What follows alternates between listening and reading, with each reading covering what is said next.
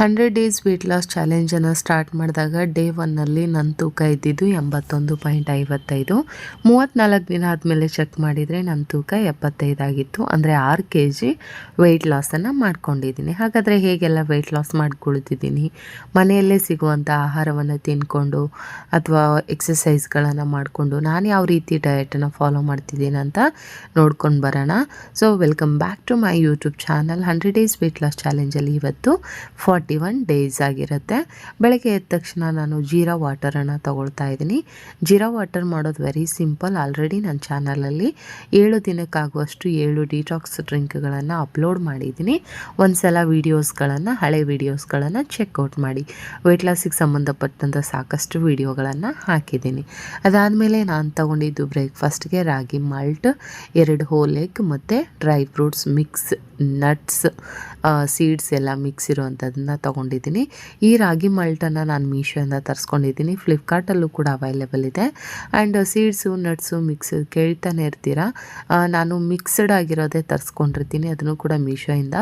ಫ್ಲಿಪ್ಕಾರ್ಟಲ್ಲೂ ಕೂಡ ಅವೈಲೇಬಲ್ ಇದೆ. ಪ್ರಾಡಕ್ಟ್ನ ಟ್ಯಾಗ್ ಮಾಡಿರ್ತೀನಿ, ಒಂದು ಸಲ ಡಿಸ್ಕ್ರಿಪ್ಷನ್ನ ಚೆಕ್ ಮಾಡ್ಕೊಳ್ಳಿ. ಅಲ್ಲಿಂದ ನೀವು ಪರ್ಚೇಸ್ ಮಾಡ್ಬೋದು, ಇಲ್ಲ ಮೀಶೋಯಿಂದ ಕೂಡ ಪರ್ಚೇಸ್ ಮಾಡ್ಬೋದು.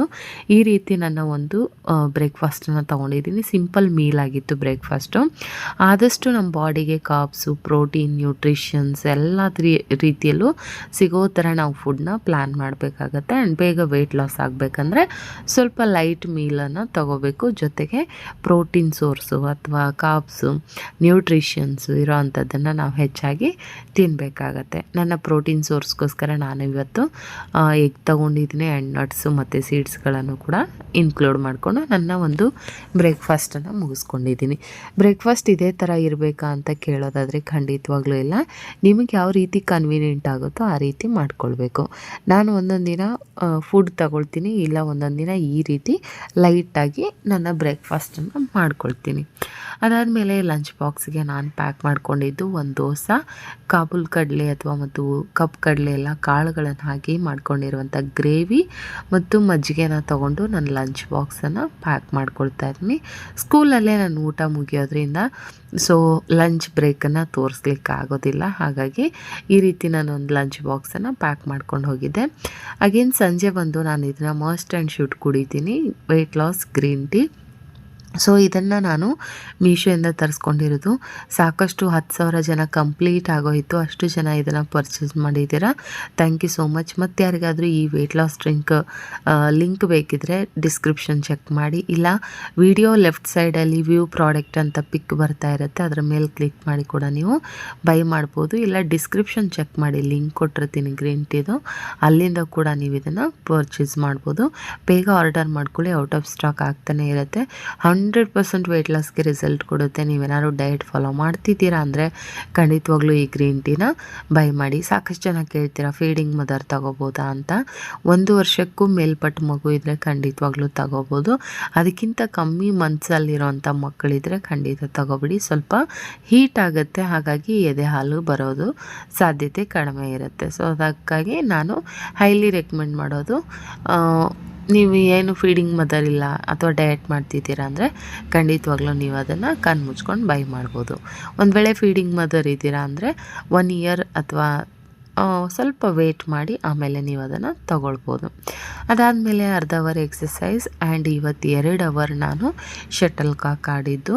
ಸೊ ಒಂಥರ ನನ್ನ ಬಾಡಿಗೆ ಫ್ಲೆಕ್ಸಿಬಿಲಿಟಿಯನ್ನು ಸಿಗುತ್ತೆ. ಫಿಸಿಕಲ್ ಆ್ಯಕ್ಟಿವಿಟಿ ಎಷ್ಟು ಮಾಡ್ತೀವೋ ಅಷ್ಟು ಬೇಗ ನಾವು ವೆಯ್ಟ್ ಲಾಸ್ ಆಗ್ತೀವಿ. ಆ್ಯಂಡ್ ಫಿಟ್ ಆಗಿರೋದು ಬಹಳ ಇಂಪಾರ್ಟೆಂಟ್. ವೆಯ್ಟ್ ಲಾಸ್ ಆಗುತ್ತೋ ಬಿಡುತ್ತೋ ಗೊತ್ತಿಲ್ಲ, ನಮ್ಮ ಆರೋಗ್ಯ ನಮ್ಮ ಕೈಯಲ್ಲಿದೆ. ನಮ್ಮ ಆಹಾರ ಪದ್ಧತಿ, ನಮ್ಮ ಒಂದು ಡೈಲಿ ರುಟೀನ್ ಚೇಂಜ್ ಮಾಡ್ಕೊಳ್ತಾ ಹೋದರೆ ಹವ್ಯಾಸಗಳನ್ನು ನಾವು ಫಿಟ್ ಆಗಿರ್ತೀವಿ ಆ್ಯಂಡ್ ಹೆಲ್ದಿಯಾಗಿಯೂ ಕೂಡ ಇರಲಿಕ್ಕೆ ಹೆಲ್ಪ್ ಮಾಡುತ್ತೆ.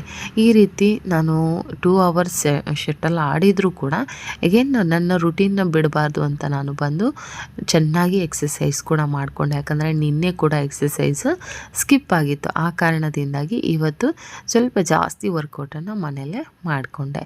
ಯಾವುದೇ ಜಿಮ್ಗೆ ಹೋಗಬೇಕಾಗಿಲ್ಲ, ಅತಿಯಾದಂಥ ಡಯಟ್ ಮಾಡಬೇಕಾಗಿಲ್ಲ. ಸೊ ಮನೆಯಲ್ಲಿ ಸಿಗುವಂಥ ಟೇಸ್ಟಿ ಫುಡ್ಡುಗಳನ್ನು ತಗೊಂಡು ನೀವು ವೆಯ್ಟ್ ಲಾಸ್ ಮಾಡ್ಬೋದು. ಆ್ಯಂಡ್ ಯಾವುದೇ ಜಿಮ್ಮಿಗೆ ಹೋಗದೆ ಮನೆಯಲ್ಲಿ ನಿಮಗೆ ಗೊತ್ತಿರುವಂಥ ಸಿಂಪಲ್ ಎಕ್ಸಸೈಸ್ಗಳನ್ನು ಮಾಡಿಕೊಂಡು ನೀವು ವೆಯ್ಟ್ ಲಾಸನ್ನು ಮಾಡ್ಕೊಳ್ಬೋದು. ಸಾಕಷ್ಟು ಜನ ಕೇಳ್ತಾ ಇದ್ದೀರಾ ವೆಯ್ಟ್ ಗೇನ್ ಆಗೋಕ್ಕೂ ನಮಗೂ ಏನಾದರೂ ಹೇಳಿ ಅಂತ. ಸೊ ಮುಂದಿನ ದಿನಗಳಲ್ಲಿ ವೆಯ್ಟ್ ಗೇನ್ಗೂ ಏನು ಮಾಡಬೇಕು ಅಂತ ಹೇಳ್ತೀನಿ. ಯಾಕಂದರೆ ನನ್ನ ಟಾರ್ಗೆಟ್ ಇರೋದು ಇವಾಗ ವೆಯ್ಟ್ ಲಾಸ್ ಮಾಡೋದು. ಸೊ ಹಾಗಾಗಿ ನನ್ನ ಮಗನ ರುಟೀನಲ್ಲಿ ನಾನು ನಿಮಗೆ ವೆಯ್ಟ್ ಗೇನ್ ಮಾಡಲಿಕ್ಕೆ ಏನೆಲ್ಲ ಮಾಡ್ಬೋದು ಅಂತ ಮುಂದಿನ ದಿನಗಳಲ್ಲಿ ತೋರಿಸ್ತೀನಿ. ರಾತ್ರಿ ಊಟಕ್ಕೆ ಮತ್ತೆ ಎಗೇನ್ ನಾನು ಲೈಟ್ ಮೀಲ್ನ ತೊಗೊಂಡೆ. ಸೊ ರಾಗಿ ಗಂಜಿ ಆ್ಯಂಡ್ ಪ್ರೋಟೀನ್ಗೋಸ್ಕರ ಆಮ್ಲೆಟ್ ಮತ್ತು ಕಾಳುಗಳನ್ನು ಬೇಯಿಸಿರುವಂಥ ಕಾಳನ್ನು ತೊಗೊಂಡು ನಾನು ರಾತ್ರಿ ಊಟನ ಮುಗಿಸ್ಕೊಂಡೆ. ಯಾಕಂದರೆ ಇವತ್ತು ಸ್ಕೂಲಲ್ಲಿ ಸ್ವಲ್ಪ ಚಾಟ್ ಅಂದರೆ ಮಸಾಲೆ ಪುರಿ ತಿಂದುಬಿಟ್ಟಿದ್ದೆ ಒಂದು ಪ್ಲೇಟಷ್ಟು. ಹಾಗಾಗಿ ಹೆವಿ ಮೀಲ್ ಅನ್ನಿಸ್ತು ನನಗದು. ಅದಕ್ಕೋಸ್ಕರ ಅದನ್ನು ಚೆನ್ನಾಗಿ ಇವತ್ತು ಬಂದು ಆ ಕ್ಯಾಲರಿನ ಬರ್ನ್ ಮಾಡಿದೆ. ಅಷ್ಟೇ ಅಲ್ಲದೆ ಅದರ ಬದಲಾಗಿ ನಾನು ಲೈಟ್ ಫುಡ್ಡನ್ನೇ ಪ್ರಿಪೇರ್ ಮಾಡಿಕೊಂಡು ನಾನು ರಾತ್ರಿ ಊಟನ ಮುಗಿಸ್ಕೊಳ್ತಾ ಇದ್ದೀನಿ. ಚೀಟಿಂಗ್ ಮೀಲ್ ಮಾಡ್ತೀರಾ ಅಂತ ಕೇಳ್ತೀರಾ? ಇಲ್ಲ, ಖಂಡಿತ ಮಾಡಲ್ಲ. ಟೈಮ್ ಈ ಥರ ಸ್ಕೂಲಲ್ಲಿ ಏನಾದರೂ ತಿನ್ನಲೇಬೇಕಾದಂಥ ಪರಿಸ್ಥಿತಿ ಬಂದಾಗ ಮಾತ್ರ ತಿಂತಾ ಇರ್ತೀನಿ. ಅಷ್ಟು ಬಿಟ್ಟರೆ ಕಾನ್ಫಿಡೆಂಟಾಗಿ ಹೇಳಬೇಕಂದ್ರೆ ನಾನು ಯಾವುದೇ ರೀತಿ 41 ದಿನದಲ್ಲಿ ಯಾವುದೇ ರೀತಿ ಚೀಟಿಂಗ್ ಮೀಲನ್ನು ಮಾಡಿಲ್ಲ. ಸೊ ಮನೆಯಲ್ಲೇ ನನ್ನ ಡಯಟ್ ಫುಡ್ಡನ್ನೇ ಫಾಲೋ ಮಾಡ್ತಾ ಇದ್ದೀನಿ. ಅದಾದಮೇಲೆ ಎಂಡ್ ಆಫ್ ದ ಡೇ ನಾನು ತೊಗೊಂಡಿದ್ದು ಮೆಂತ್ಯ ವಾಟರ್ ಮಾಡೋದನ್ನು ಕೂಡ ನಾನು ಆಲ್ರೆಡಿ ನನ್ನ ಚಾನಲಲ್ಲಿ ಅಪ್ಲೋಡ್ ಮಾಡಿದ್ದೀನಿ. ಮತ್ತು ಸಾಕಷ್ಟು ಜನ ಕೇಳ್ತಾ ಇದ್ದೀರಾ ಗ್ರೀನ್ ಟೀ, ರಾಗಿ ಮಾಲ್ಟ್ ಮಾಡೋದು, ಡಿಟಾಕ್ಸ್ ಮಾಡೋದು ಮೂರೂ ಸೇರಿಸಿ ಒಂದು ವಿಡಿಯೋ ಮಾಡಿ ಹಾಕಿ ಅಂತ.